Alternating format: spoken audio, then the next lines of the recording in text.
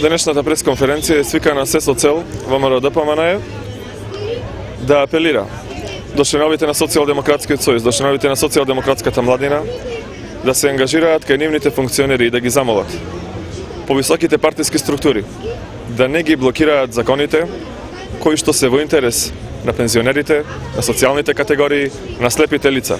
Да не ги блокираат законите кои што се во интерес на тутунарите, на субвенционирањето и на земјоделците. Бидејќи нема бенефит од таа нивна политика.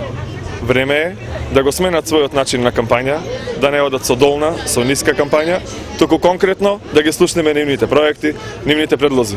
Бидејќи и на Прилеп им треба добра опозиција. Колку подобри проекти понудени од нив, ќе имаме толку подобра политичка битка.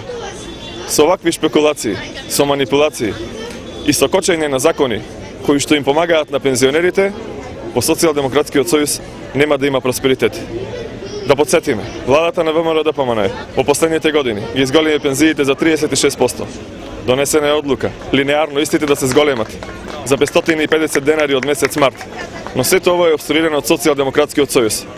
Се прашуваме, кој е нивниот интерес да се обструираат пензионерите?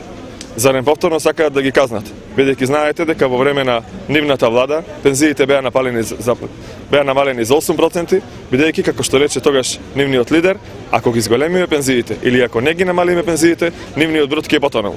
Бродот на ВМРО-ДПМНЕ стабилно плови, пензионерите се во него и секоја година ги добиваат оние средства кои што им се заслужени. Бидејќи благодарение на нив, ние денес имаме можност да уживаме во сето она што ни го оставиле. Ви благодарам.